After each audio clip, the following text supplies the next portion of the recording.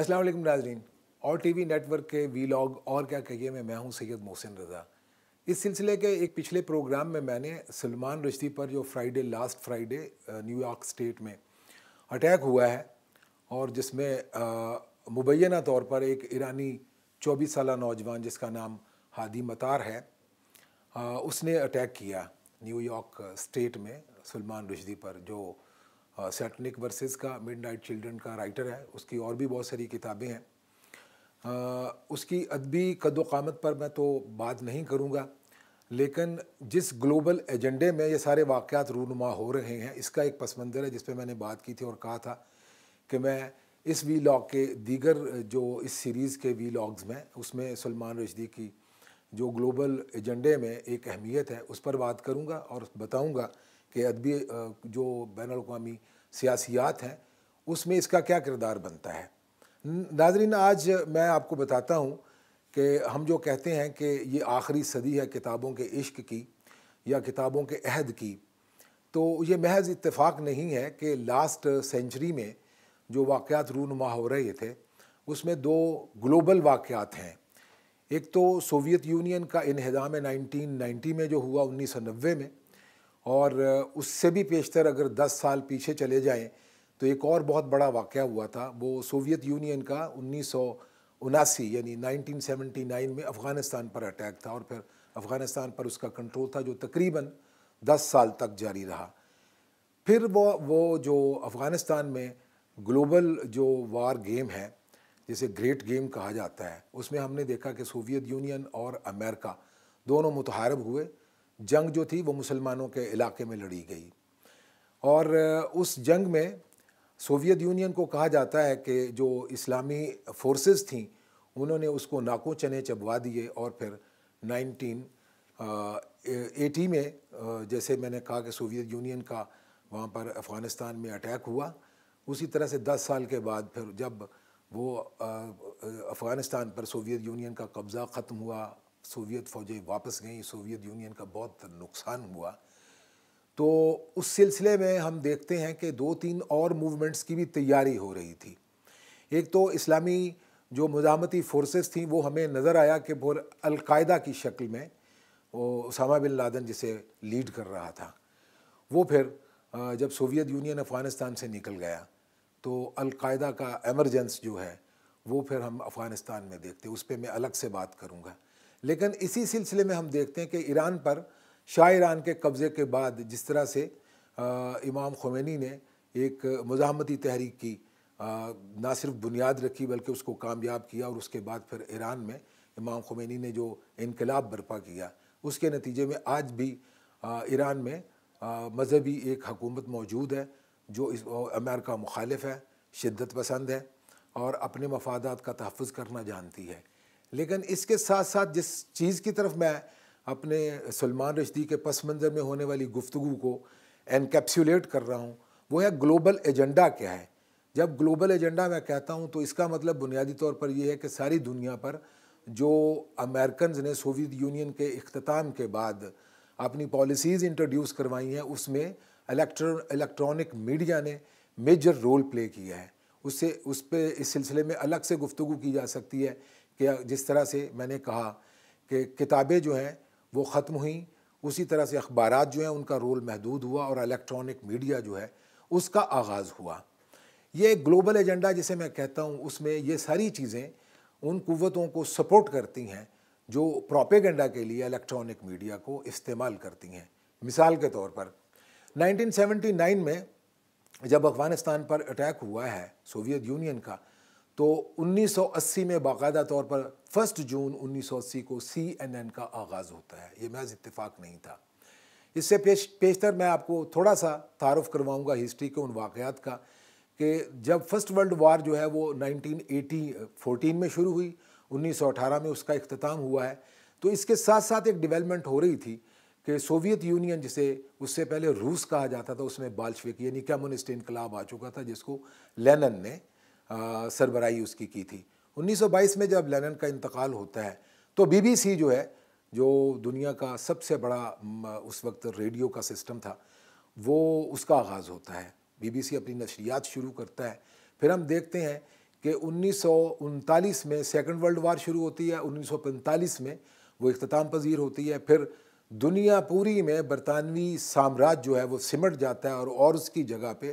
American سامراج ہے، بین الاقوامی سامراج جسے کہتے ہیں، اس کا آغاز ہوتا ہے۔ یہ محض اتفاق نہیں ہے کہ بی بی سی نے ان 23 سالوں میں جو رول پلے کیا بین الاقوامی ایجنڈا کو پروموٹ کرنے کا، اور سلطنت عثمانیہ جس کے انہدام کے بعد بے شمار نئے مسلم سٹیٹس جو ہیں وہ وجود میں آئیں، ان کے اندر جو تحریکیں تھیں ان کو بھی پروموٹ کرنے کا، سپورٹ کرنے کا بی بی سی نے اپنا ایک رول پلے کیا تھا۔ واپس آتا ہوں اپنے اصل موضوع کی طرف کہ سلمان رشدی کا جو پولیٹیکل یعنی گلوبل ایجنڈا جسے میں کہتا ہوں، اس میں اس کا آغاز ہوتا ہے۔ اس سے پیشتر دو اور بڑے لوگ ہیں جن میں ایک تو فرانسس فوکویاما، جس کی کتاب نے پوری دنیا میں دھوم مچائی سوویت یونین کے ٹوٹنے کے بعد۔ 90 میں سوویت یونین کا انہدام ہوتا ہے، 91 میں اس کی کتاب آتی ہے the end of history and the last man. یہ محض اتفاق نہیں ہے۔ اسی طرح سے فرانسس فوکویاما کا جو استاد ہے سیموئل ہنٹنگٹن، اس کی کتاب جس نے دنیا بھر میں شہرت پائی وہ تھا کلیش آف سیولائزیشن۔ اس تھیسس کی بنیاد یہ تھی کہ اب کے بعد دنیا جو ہے ملک آپس میں نہیں لڑا کریں گے، بلکہ یہ تہذیبوں کا تصادم ہوگا۔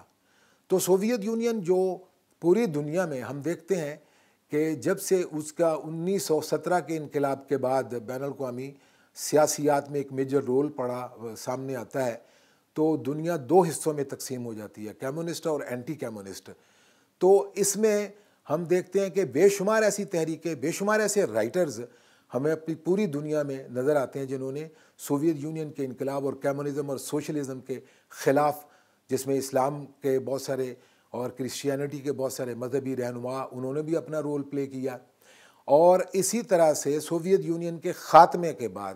جس بین الاقوامی سامراج کی میں بات کرتا ہوں، اس کے گلوبل ایجنڈے کو آگے بڑھانے کے لیے سلمان رشدی نے ایک رول پلے کیا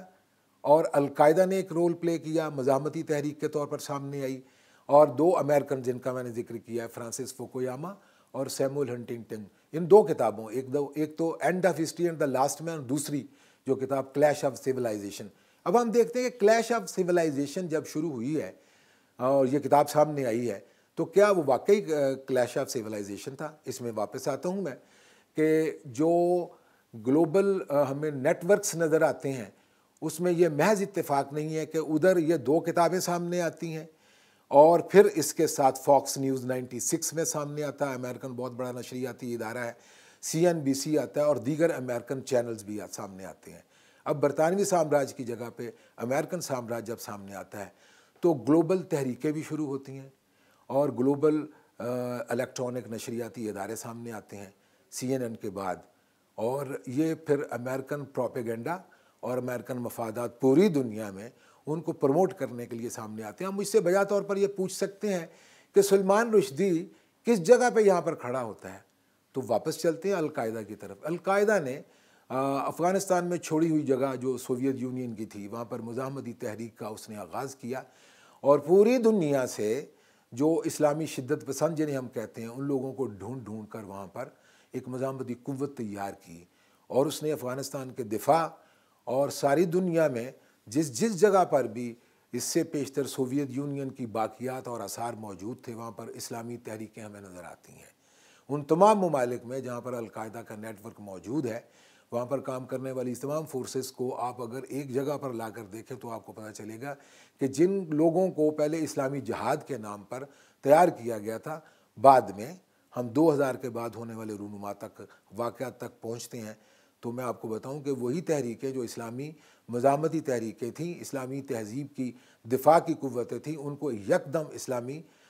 دہشت گردی کا نام دیا گیا، اور پھر ان کے خلاف ایک تحریک شروع ہوئی ہے، پھر گلوبل ایجنڈا سامنے آتا ہے، پھر ان کو شیطانی قوتیں قرار دے کر اور یہ کہا جاتا ہے کہ ان تحریکوں کی وجہ سے بین الاقوامی امن کو خطرہ ہے۔ اس میں بے شمار اور بھی نام آتے ہیں۔ وقت کی تنگی کے پیش نظر میں ایک تفصیلی گفتگو پھر کسی اور ویلاگ کے لیے اٹھا رکھتا ہوں، لیکن آپ کو یہ بتانا ہے کہ سلمان رشدی نے اسلامی شدت پسند تحریکوں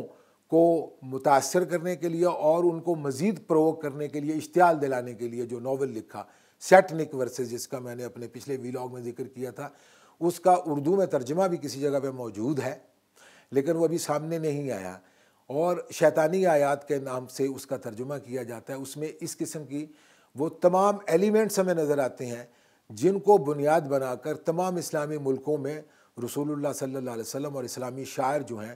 ان کی توہین کرنے کے الزام میں سلمان رشدی کے خلاف جو اشتعال کی یا شدت پسندی کی یا آرگنائزڈ پولیٹیکل ریزسٹنس کی یا احتجاج کی تحریکیں ہمیں نظر آتی ہیں، ان تحریکوں کا نتیجہ یہ نظر آتا ہے ہمیں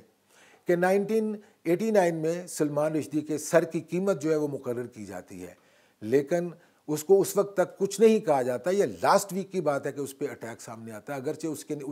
اس کی حفاظت کے لیے تمام ویسٹ نے بہت سارے سیکیورٹی آپریٹرز ان پلیس کیے ہوئے تھے۔ لیکن یہ بتاتا چلوں کہ اگر اسلام کو شدت پسند مذہب کے طور پر ایک طرف گلوبل ایجنڈے کے میں شامل کیا گیا، تو دوسری طرف یہ بھی ہوا ہے کہ سلمان رشدی کو جو ایوریج یعنی اوسط درجے کا ایک رائٹر تھا، اس کو برطانوی حکومت نے سر کا خطاب دیا ہے۔ کل کسی اور موضوع پر بھی بات ہو سکتی ہے، لیکن اس میں اگر کچھ چیزیں باقی رہ گئی ہیں جو تشنہ تکمیل ہیں تو اس پہ میں بات کروں گا۔ اپنا خیال رکھیے گا۔ آج کے ولاگ میں اتنا ہی۔ خدا حافظ۔